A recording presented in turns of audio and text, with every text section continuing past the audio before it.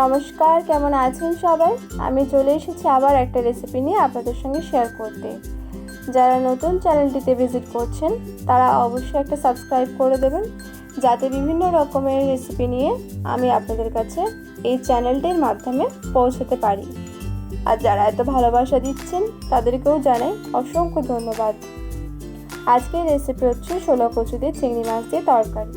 তো চলুন শুরু করা যাক। এখানে আমি শোলা কচুর আলুটাকে ছোট ছোট করে কেটে ধুয়ে নিয়েছি। কড়াইতে তেল দিয়ে গরম হয়ে গেলে চিংড়ি মাছগুলো ছেড়ে দিচ্ছি, আর দিয়ে দিচ্ছি স্বাদ মতো নুন আর হলুদ। ভালো করে নাড়াচাড়া দিয়ে ভাজা ভাজা করে নিচ্ছি। ভাজা হয়ে গেলে কড়াই থেকে চিংড়ি মাছগুলো তুলে নিচ্ছি। তারপর দিয়ে দিচ্ছি সামান্য পরিমাণে তেল, আর দিয়ে দিচ্ছি কিছুটা জিরা দিয়ে নাড়াচাড়া দিয়ে একটু ভাজা ভাজা করে কড়াই থেকে জিরাগুলো তুলে নেব। তারপর আরও কিছুটা তেল অ্যাড করে আমি এখানে দিয়ে দিচ্ছি তেজপাতা ফোড়ন।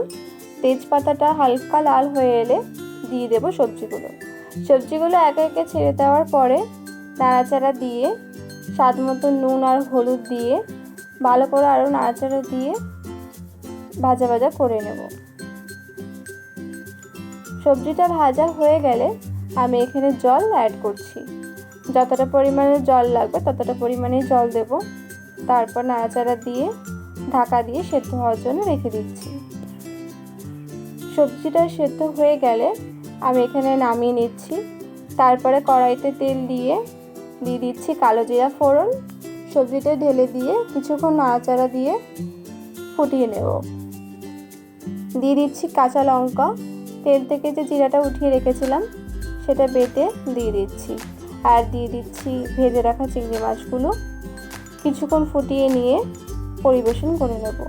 রেসিপিটি কেমন লাগলো অবশ্যই আপনারা কমেন্ট বক্সে জানাবেন, আর একটা লাইক কমেন্ট ও শেয়ার করে দেবেন। দেখা হবে আবার অন্য একটি ভিডিওতে। ততক্ষণের জন্য ভালো থাকবেন, সুস্থ থাকবেন, আর দেখার জন্য অসংখ্য ধন্যবাদ।